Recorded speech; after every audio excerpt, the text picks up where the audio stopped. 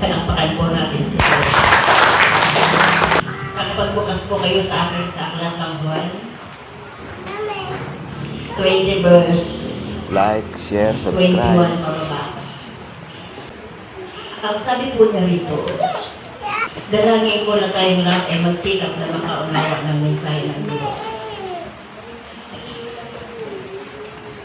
Alam naman natin na kung bakit tayo nasa church, naghahanap tayo ng kasagutan, kapayapaan, tayo nananalangin kung bakit tayo malapit sa Diyos sa pamamagitan ng pagsamba. Pero huwag natin kalilimutan, habang tayo'y naririto, ang pakay mo ay ang paniniwala mo sa Diyos. Iwanan mo sa labas lahat ng dalawang mga bigat sa buhay. Higit ko ba? Para umabsorb sa puso't isip natin ang lahat ng sasabihin ng Diyos na hindi nasasayang. Ang sabi po niya rito, John 20 verse 21 pa ba? Muling sinabi ni Jesus, sumainyo ang kapayapaan. Kung paanong isinubo ako ng Ama, isinusubo ko rin kayo. Pagkatapos, sila'y hiningahan niya at sinabi, nung nilikha ang Diyos, ang tao hiningahan niya sa ilong. Pero sinasabi niya dito sa Aklat ng John, pagkatapos sila'y hiningahan nila at sinabi, tanggapin ninyo ang banal na Espiritu. So, mainyo ang kapayapaan at tanggapin ang banal na Espiritu.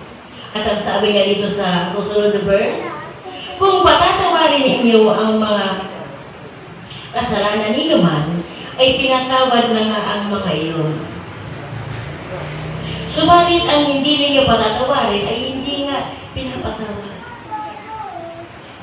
Salamat sa pagkabasa ng mensahe ng Diyos. Kanino sinasabi ni Jesus yung sinabi niya na sumainyo ang kapayapaan sa mga alagad na nagkatipon sa kanyang mata. Sa oras na ito, sinasabi ng Diyos sa atin na sumaatin ang kapayapaan. Amen po. Amen. Yamang sinabi ng Diyos na sumainyo ang kapayapaan, sumaatin ang kapayapaan. Ito idinideklara ng Diyos. Hindi lang sumaakin, sumaiyo. Sabi niya, sumainyo. Ano po ba ang idinudulot ng kapayapaan na galing sa Diyos sa buhay ng tao? Bakit ang tao sa kabila ng kanyang paniniwala sa Diyos, patuloy siyang sumasamba, lumalim na silang lumalim, lumarating yung mga pagsubok, hindi niya naitanim ng malalim sa kanyang puso't isip na ang kapayapaan na ibinigay na sa kanya ng Diyos. Ano ang mga nagiging dahilan? Katulad ng sinabi ko, ako'y punong-puno ng hapdi at kirot. Pero sinasabi ko rin sa harapan ninyo, sa harapan ng Diyos na kahit kailan hindi nawala yung aking kapayapaan. Sasabihin niyo ba? Nasa problema ka, napayapa ka pa rin. Tama. Wala nang idiniklaro ng Diyos na sumaiyo ang kapayapaan, yung tinanggap ko po yun. At kahit kailan wala akong balak, bitiwan ang iwanan yung bagay na sinabi niya. Amen. Kasi yun ang magdadala sa akin sa pinapangarap kong buhay na kapiling ng Diyos.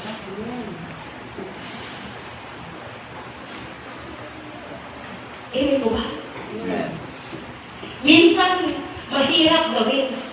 Sobrang napakahirap gawin. Pero dahil nasa Diyos ka, hindi ka nag-iisa. May Diyos na nagtuturo, gumagabay, nagdadala sa iyo kung bakit ka nakakapanatili sa mapayapang buhay sa kabila ng ganyan ang sitwasyon ng buhay mo. Wala kang katuwang, wala kang regular na anak buhay, marami kang binabayaran. Pero sa kabila nun mayroong Diyos. At kahit kailan hindi nagpabaya ang Diyos, at hindi niya binawi o nagtapos sinungalingan ang kanyang mga salita, Lahat ng narinig mo kung pinaniwalaan mo, mangyayari yan sa buhay mo.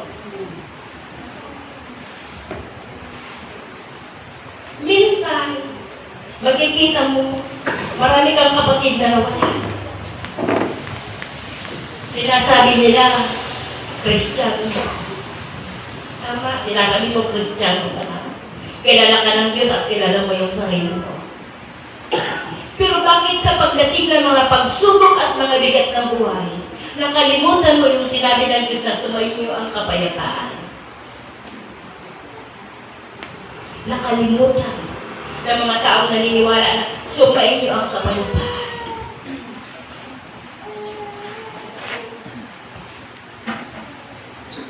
Dapat lagi itong nakatatag sa ating isip. Mula nang sumunod ka sa Diyos at naniwala kang mayroong Diyos na nampalataya ka namin at ang bagay na dala mo ay kayang pagaanin ng Diyos mabigat o mahirap masakit, ano man yan. Kayang takpan ng Diyos ng kapayapaan yan lahat ng sakit at kirot na ginagawa sa iyo ng kaaway. Kaya niliprat ng Lord yan, kaano man ang kasakit, kaya yung takpan, kaya yung pag-ilumin ng Diyos kasi ang Diyos na nagsasabi sa iyo ay nakakahigit sa lahat.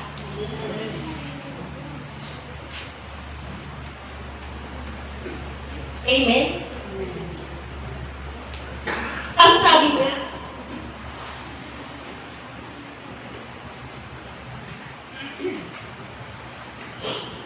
malinaw na sinasabi ng Diyos na sumain niyo ang kapayapaan. Amen. At hindi lang po yun. Matapos siya hindi kasi,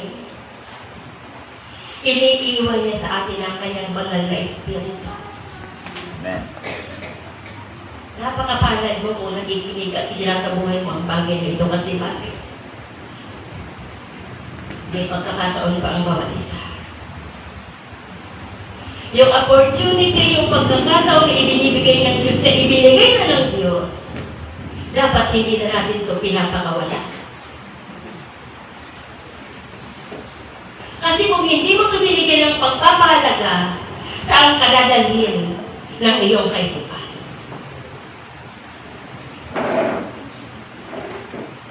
Naunawain po ba ako? Ang ating kaisipan marumi kung saan dinadala. Pero mayroon Diyos na nagsasabi, ang banal na Espiritu ko'y iniiwan ko sa inyo. Kung ang isip mo marumi, sikapin mo ang kaisipan mo ay maaayon sa kalooban ng Diyos. Para ang isip mo may pumapasok na kaisipan na may kabanalan.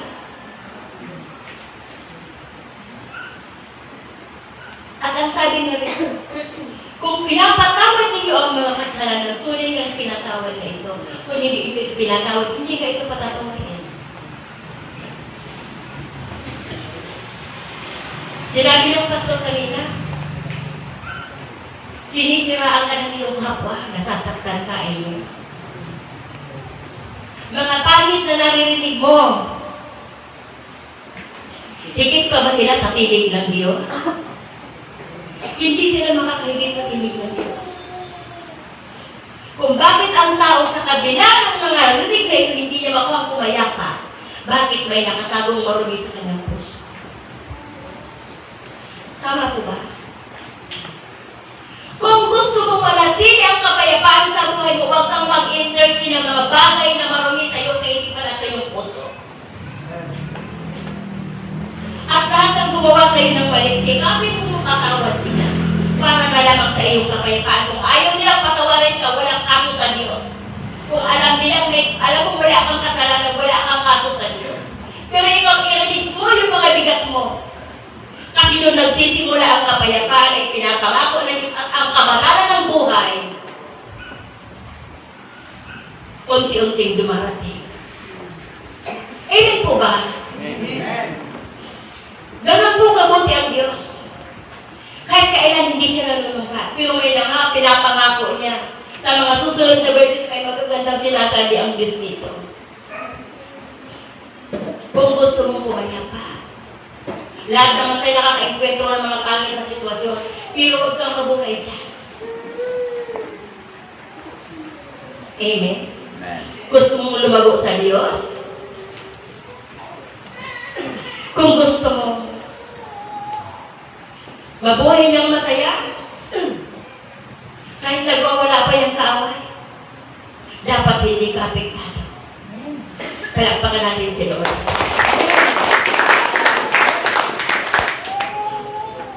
Kasi ang tunay na Kristiyano, apektado yan sa salita ng Diyos. Hello? Kung ang salita ng Diyos ay naka-apekto sa iyo, sisiguraduhin ko sa iyo, payapa ka kahit kay pagsubok. Amen. Bakit? Apektado ka ng salita ng Diyos, pinamumuhay mo ang salita ng Diyos, nilalakaran mo ang sinabi ng Diyos, sabi niya, sumunod ka sa akin, sabi ng Panginoon.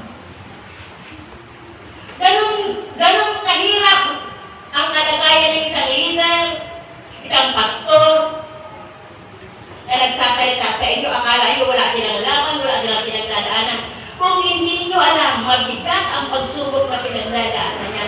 Pero bakit sila nakatayo? Bakit sila nakakapangarap? Bakit sila sumasaya? Bakit sila pumapayapa? Tinanggap nila ang kaloob ng Diyos sa buhay nila. At ang banal na Espiritu ang nagpapanatili sa ating kalagayan kung bakit tayo napatuloy na naghahangad na makasunod, naghahangad tayo makapakinig. Hindi po masama ito. Pero huwag mong hangarin lang. Isa buhay mo. Palakpakan natin sa Diyos. Amen po? Amen. At kahit kailan, nakikita ka ng Diyos. At hindi na napakita ang Diyos para nagbulag-bulagan sa nakailan sa iyo. Alam niya, sa kabila ng laban mo sa buhay, nananatili ka sa Kanya at nananatili kang payapa at nananatili kang magiging maayos ang buhay mo sa harapan ng Diyos. Sa tingin mo, pababayaan ka ng Diyos. Lagi siyang Maria. Ang sabi nga sa aklat ng Matthew 28 verse 20. 19 to 20, kung bakit nagtuturo, bakit tayo nagbabible study, kasi inuutos ng Diyos na humayo kayo gawin yung alagad ko ang lahat ng tao sa lahat ng mga bansa. Bautismon niyo sila sa ngalan ng Ama, ng Anak at ng Banal na Espiritu, at turuan niyo silang sumunod. Hello. Amen.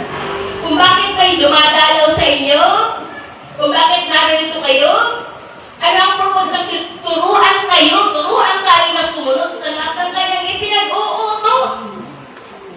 At ang sabi niya sa dulo, turuan niyo silang sumunod sa lahat ng ipinag-uutos sa inyo. Tandaan ninyo, ako'y laging kasama ninyo hanggang sa katapusan ng panahon. Amen? Kung ikaw ay willing sumunod at matuto sa utos ng Diyos, makakaasa ka ng Diyos, araw at gabi ay kasama ka. Amen. Kasama mo. Kung saan magagaling yung pag-aalala mo, na alam mo nasa Diyos ka. Alam mo magkasangga kayo ng Diyos. Magkakampi kayo ng Diyos, di ba? Ang sabi nga sa Gawa 4:12, di ba? Sa Kanya na magmatatagpo ng kaligtasan at walang ibang ipinigay na pangalan sa buong daigdig na makapaglilig sa tao kundi si Jesus. Amen. Kaya yung mga pag-aalala, yung kaguluhan ng kaisipan, yung walang tiwala sa Diyos, tapusin na natin yan. Para yung buhay natin araw-araw tayong masaya, ganito man kasimple yung ating buhay, di man tayo mahalwa, parang niya. Sapat na. Sabi ng Diyos, ang habag ko sa iyo ay sapat na. Diba? Kaya sa buhay na ito, kung lagi kang nakatingin sa paligid, sa pagsubok, sa mga pinagdadaanan mo,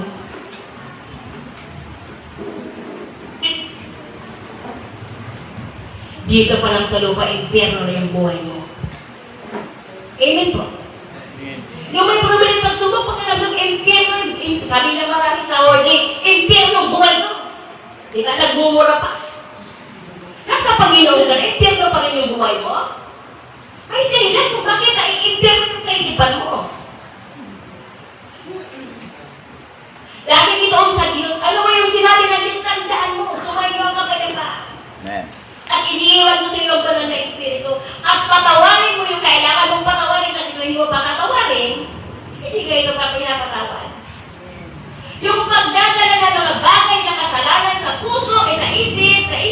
puso, nagdudulot po inyong kaguluhan. Sino na lang kagalit dito? Na hindi ito maturo. Kung may kagalit, may nagagalit, ipag-pray mo sila. Amen. Pinagdaanan ko na yan ng maraming panahon. Ako'y nagsisimula pa lang sa Lord. Hindi pa to Jesus is Christ. Maraming pagluha, maraming hati, maraming ito. Pero wala akong in-entertain na problema sa buhay ko. Ipinag-pray ko silang lahat sa Lord. Amen. Na dumating yung araw na maghilom ang mga hinanakit nila kung ano man yung pinaghihinala kita, magkakapatid pa rin kami sa huli sa Panginoon. Walang pa natin. Hindi tayo dapat nakikipag-away. Kasi kung kapayapaan ang binibigay sa inyo Diyos, bakit mayroon kang magaling? Amen. Ang saya kayong mabuhay na masaya. Amen. Walang pinoproblema ka ako. Hayaan mo may nagagaling sa iyo. Pag-pray mo sila na isang araw magkabati kayo. Magkabati kayo. Amen pa? Pag-aralan natin magpatawad sa kapwa para sa ating kapayapaan. Huwag na tayo magdala ng mga bagay na nagpapalitan sa atin. Amen po? Ang nagsabi rito sa 21 John, verse 20, ang sabi po niya, lumingkod si Pedro at nakita niyang sumusunod ang alagad na minamahal ni Jesus. Lumingkod si Pedro at nakita niyang sumusunod ang alagad na minamahal ni Jesus. Ang siyang bumilig sa dibdib ni Jesus nang siya ay nagkakapunan at nagtanong,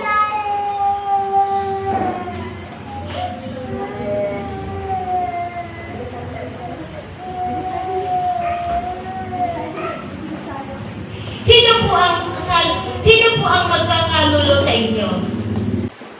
Lumingin si Pedro at nakita niya sumusunod ang alagad na minamahal ni Jesus.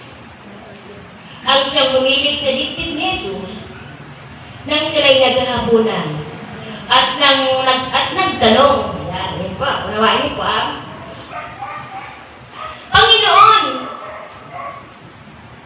sino po ang magkakanulo sa inyo? Si Pedro po ang nagtanong. Nang makita ni Pedro, ay tinanong nito si Jesus, Panginoon, paano naman ang taong ito? Yung minamahal ni Jesus na si Juan, minamahal siya ni Jesus. Ngayon nagtatanong si Pedro, Panginoon, paano po ang taong ito? Paano naman po ang taong ito? Sumagot si Jesus, kung nais kong mabuhay siya hanggang sa pagbabalik ko, ano sa iyo? Parang nasupra siya, di po ba? Paano po ang taong ito? Sabi ni Pedro. Dahil sumusunod siya kay Jesus, mahal siya ni Jesus. Kung nais kong mabuhay siya hanggang sa pagbabalik ko, ano sa iyo? Sabi ni Jesus. Ang huling sinabi niya, sumunod ka sa akin.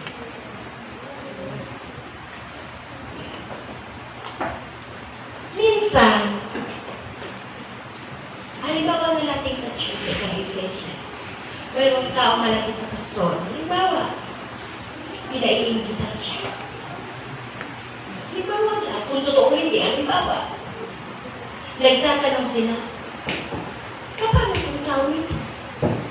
Anong sagot ni Jesus? Kung gusto ko siyang mabuhay hanggang sa pagbabalik ko, ano sa iyo? Wala kang karapatulunahin na mag-question. Dahil minamahal nga na iyon. Anong purpose mo? Bakit ka nagtatanong? Ano yung nakatago sa kaisipan at puso mo? Bakit mo yung naitanong? Di ba masakit yung sagot? Ano sa iyo? Kung nais kong mabuhay siya hanggang sa pagbabalik ko, ano sa iyo? Pero hindi niya sinabi na mabubuhay siya habang panahon. Kasi wala siyang sinabi na kung mabubuhay siya, ano sa iyo? Kaya sa buhay na ito, masiyahan ka kung ano yung nakikita mo sa kapwa mo. Amen. Tanggalin mo lahat ng inggit, lahat ng inis, lahat ng maling kaisipan. Kasi yung kapayapaan hindi darating sa buhay mo. Ginugulo ka ng iyong kaisipan, nanganalasa ang diablo sa iyong isip. Kaya yung kapayapaan, yung wala na espiritu na iniwan sa iyo, hindi makapag-operate. Bakit? May luming nakatago dyan. Magkarugtong po sila. Amen po. Napakasarap sumaya. Huwag kang tumangin sa paligid. Tingnan mo yung mabubuting bagay na nangyayari sa buhay mo. Huwag kang nagkumpara sa iba. Kung may maganda ka nakita nangyari sa kapatid mo, magpasalamat ka sa Diyos. Huwag mo nang ikumpara sa iba, sa sarili mo, ano man yan. Kasi yung inggit, yung inis, kung sinabi niyo, ano ngayon sa'yo? Kung personal na sabihin sa'yo ng iyong kapwa, mami, halimbawa, mami, ba't yan dyan? O ano ngayon kung gusto ko siyang kasama, ano ngayon sa'yo? Di ba masakit? Nakakasupla, di ba? Kaya sa buhay natin, pag-aralan natin mabuti na sa buhay na ito, wala tayong bagay na itinatangi, tayo magkakapatid sa harapan ng Diyos, tayo nagmamahalan dapat, hindi tayo nag-iisipan. Amen. Kung mga nakaraang buhay ay ganyan ka, narinig mo itong bagay mo, magsikap kang magbago kasi anong araw, hindi ako ganito, pero dahil sa tulong ng Diyos, unti-unting pinapaunawa ng Diyos yung mga bagay na wala sa kalooban ng Diyos, dapat hindi ko ipinapamuhay. Simple lang naman bumanapay. Amen. Ang sabi niya, sumunod ka sa akin. Ano yung bakit ka pinapasunod? Ipamahagi mo yung kapayapaan na tinanggap ko sa Diyos. Hello. Sa pamamagitan ng mga mensahe ng Diyos at sila naging Christian, sila nagmahal sa Diyos, yung kapayapaan ay binabahagi ng Diyos sa iyo. Dapat maibahagi mo rin kung sa mga nagsisimula pa lamang.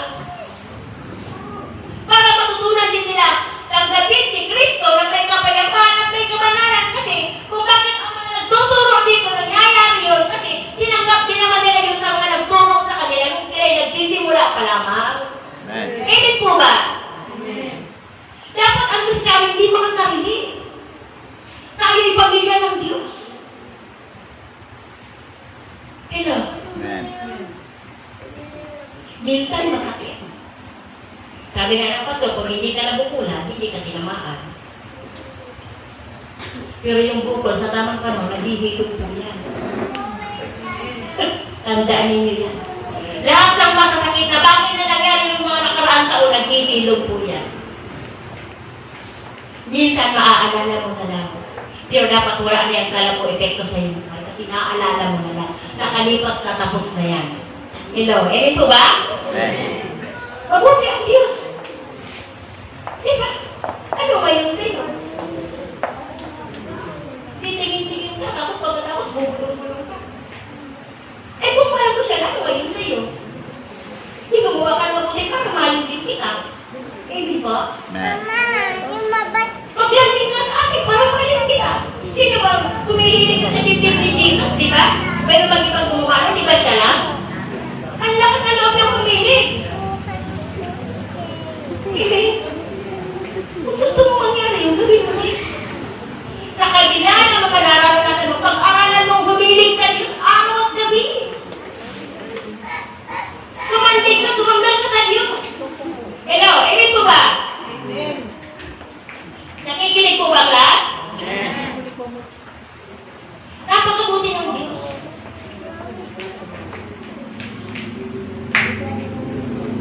At sabi po dito sa gawa, nasusundan niyo po ba yung mga verses? Gawa 3, verse 2 pababa.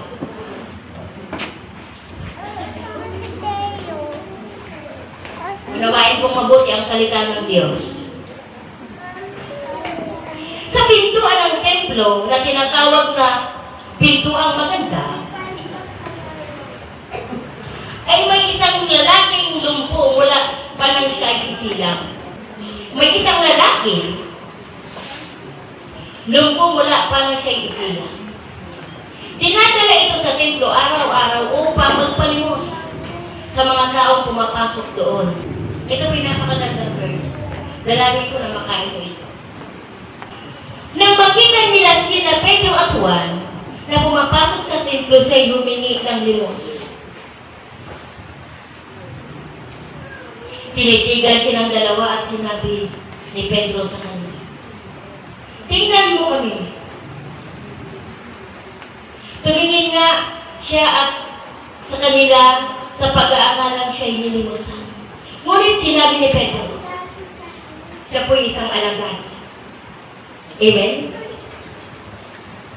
Wala siyang dala na kahit ano. Wala akong pila o ginto. Ngunit kung ano ang mayroon ako, ay siyang ibibigay ko siya. Wala siyang pilak at ginto. Di mo ano yung mayroon siya na kayang ibigay sa lupa. Sabi niya, sa pangalan ni Jesucristo ng taga Nazaret, tumayo ka at lumakad. Palapakan natin sa Diyos.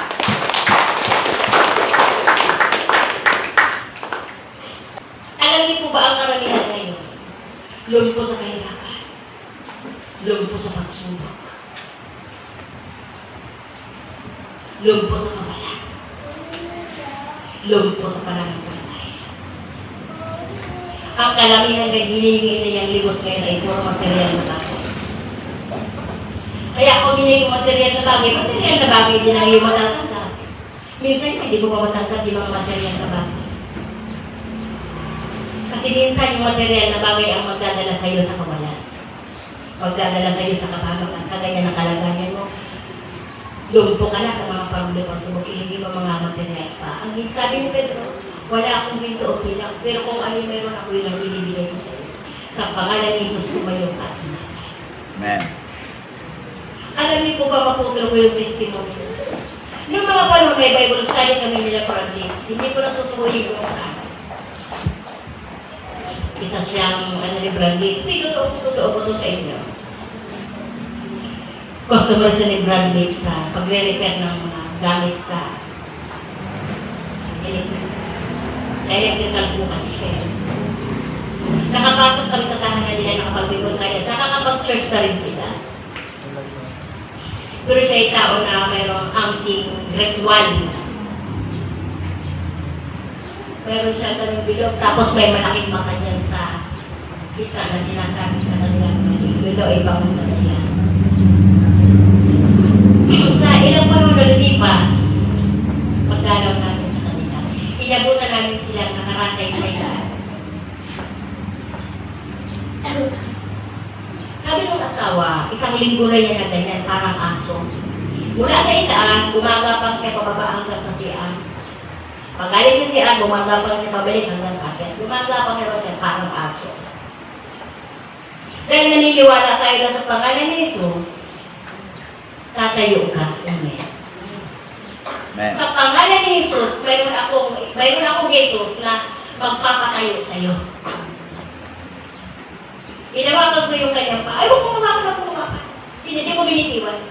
Nagkait sa kanyang magkakapatid sa prayer.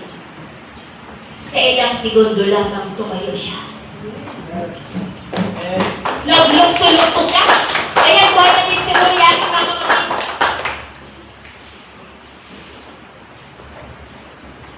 Sa pangalan ni Jesus, inuutosan kita, lumakad ka. Amen. At pinawalang bisa ko lahat ng kasamaan na dumating sa kanyang buhay. Ano man yung mga nakaraan, mga libro yun, mga espiritu na naroon. Lumakad siya. Naglakad-lakad siya.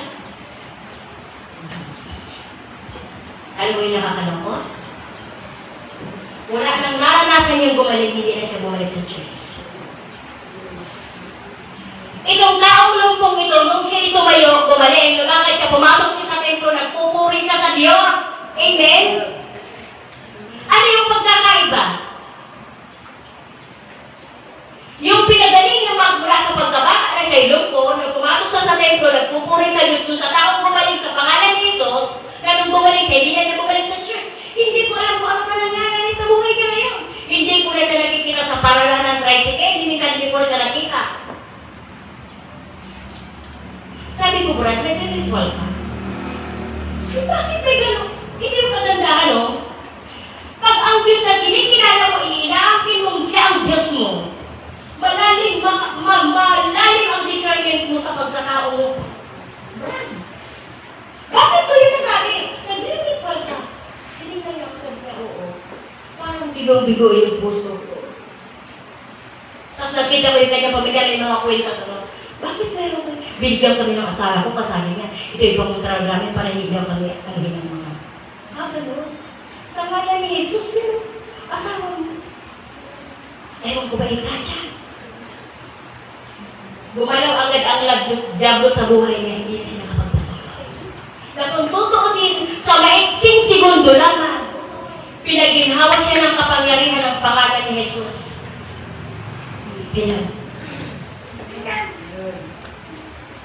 Alam niyo, nakakalungkot. Dito nga, mayroon tayo dito eh. Ipinag-pray ng pastor na ginhawa. Hindi siya nakakatulog. Ngayon, mula nang naranasan niya yun, nagpapadala na lang siya dito ng times minsan hindi. Anong kalagayan niya ngayon? Hindi na siya ngayon makagulapay. Bakit? Mas minahal niya yung material na bagay kaysa nagbibigay ng mga material na bagay. Kung noon nakakalakad pa ngayon, tulungan na siyang nilumpuli sa taas. Masaya kaya? Hindi ka sasaya, kapatid. Sa simula, sasaya ka. Padadaman ka, pero paglipos ng panahon, unti-unti gumalaw ng mangilamat ka na. Hindi ka unang papatong hanggang sa lumating ka, hanggang sa panghilaan ka na. Yung mga pangakong kapayapaan, yung mga pangakong wala na espiritu, yung mga pangakong sa pangalan ko, wala na! Ano ngayon ang kasasabi ka ng buhay mo? Wala ka ng kalaban-laban. Binubugbog ka na ng problema pagsubok. Wala ka ngayong malapitan. Na kung tutuusin, ay alwa-alwa ng Diyos. Amen? Amen. Diba? Si Apostol Pedro, sa pangalan ko, mayroon siyang Kristo. Yung pangalan ng Kristo may kapangyarihan na lumalabas sa kanyang bibig. Sa ating lahat, pwede ito mangyari.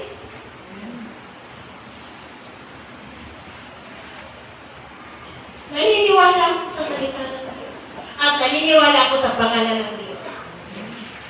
Humakayo ako sa lugar ng Edtex, sa buhay ni Sister Kaya, kilala ni Sister Kaya, sa lugar ng Northville, di ba? Mahabang panahon ako nagpabalik-balik dyan.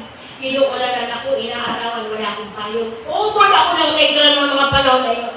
Kung negra ako yun, mas talong negra ako na. Ang dinadaanan mo putik hanggang tuhod. Kung kagkaroon naman yung alikabok, hanggang sa hita mo yung kalpun. Totoo po yan. May kasama ko, iniwanan ako. Nagpatuloy ako mag-isa sa utos ng pastor.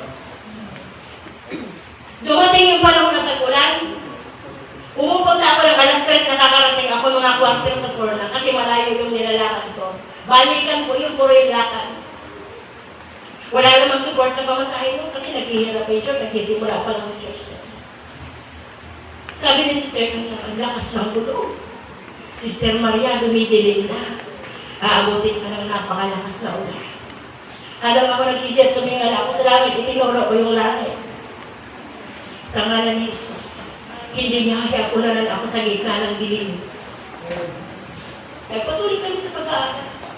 Sumasapit na dito, Sister Maria. Ay linaw na ng langit. Palapakan natin sa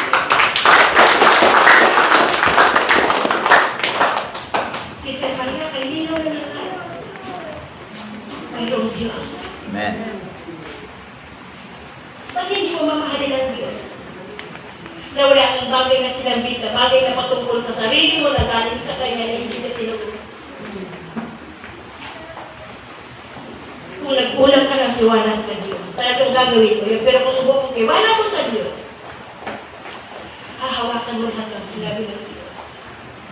At malalasap mo yun dito pala habang ikaw ay nasa lupa. At hindi mo mararanasan ang impyerno sa mukha kasi bakit? Kasama mo ang may-ari ng langit sa buhay mo. Amen. Pangalan ni Lord. Amen. Hindi ito matatapos. Purihin ng Diyos. Last verse ako. Okay lang po ba? Alam mo isang bagay na kasi nagpapasalamat ko sa Diyos. Pinagtsagaan ako ng pasto. Unang nanood ko sa kanya yung pagkakaroon ko rito. Sabi na, napakarami ko sabihin sa buhay ko. Pinagtsagaan ako ng pasto. Kaya sa buhay mo, habang pinagtsagaan pa kayo ng pasto, hindi pa silang sasawa. Matuto na kayo sa ito. Kasi pag pinagsawaan niya lang, hindi na kayo yung pag-pray. Si Satanas na ang mag-uong yun. Amen. Amen. Amen. Salamat sa Diyos. At ang sabi niya sa 26 ng gawa, verse 17 to 18, ililigtas kita mula sa mga kababayan mong Hudyo at gayon din sa mga Hintil, kung saan kita isusuko. Sinasabi niya, matapang niya magturo sa bahay niya.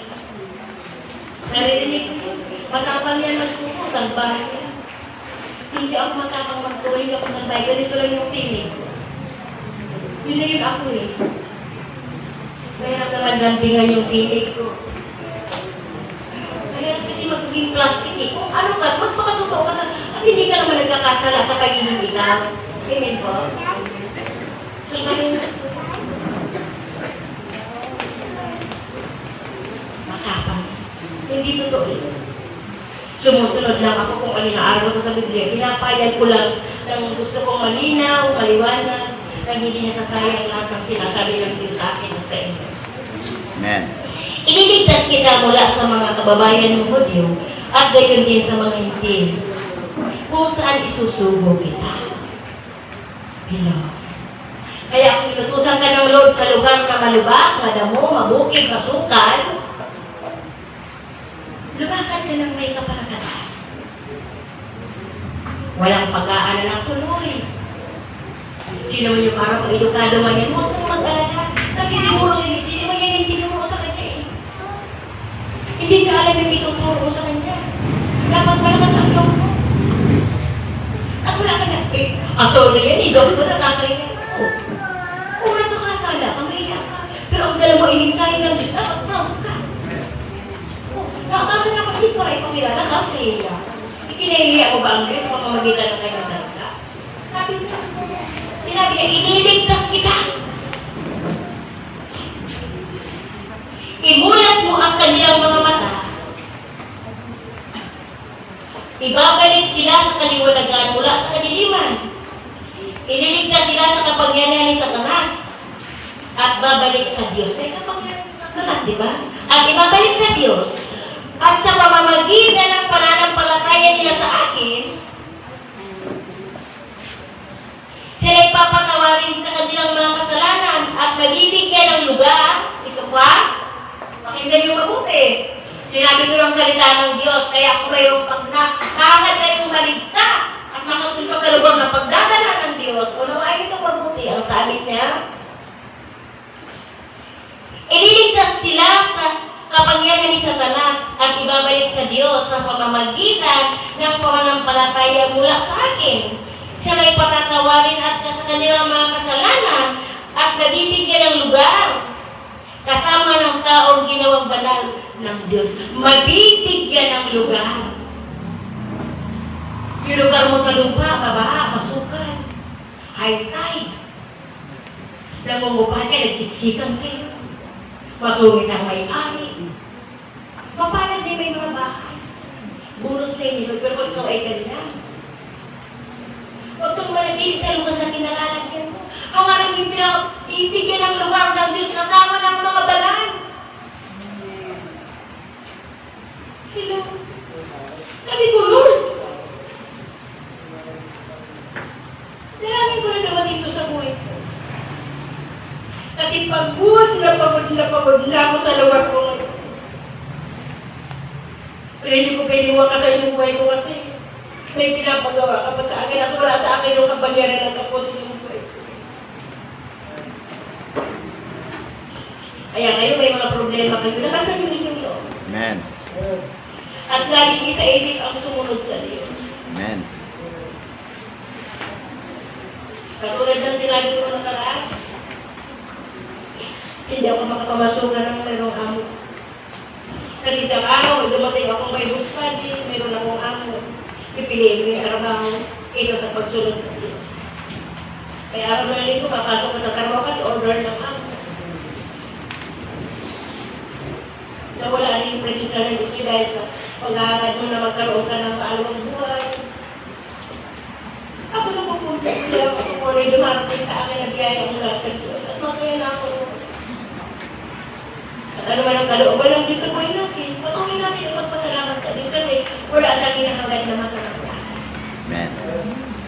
Puro lang mabubuting bagay na kung sinasabi na sumayin ang kapayapaan. Iniiwan ko siya ang aking banal na espiritu at sumunod kay sa akin. Sabi ng Panginoon. Pero kung naunawaan niya, magsikap tayo makasunod siya. Amen. Kasi yun ang kanyang dinidingan sa buhay natin. Ito po'y utos. Sumunod ka sa akin. At kung mayroon kang kapatid na kinaiinisan, kapatid, patawarin mo yung sarili mo. Amen. Baka nagagamit ka ng kaaway para nagkaganyan ka. Amen po ba? Amen. Kung gusto mong pumayapa at sumaya, yung mga bigat mo, iwanan mo sa Diyos. At maglakad tabi mo sa Lord na wala kang tagay na maliban sa pag-asang may Diyos ang pupuntahan at makakalig sa Amen. atin. Salamat sa Lord. Amen po ba? Amen. Tayo po ba tayo tumayo sa Panginoon?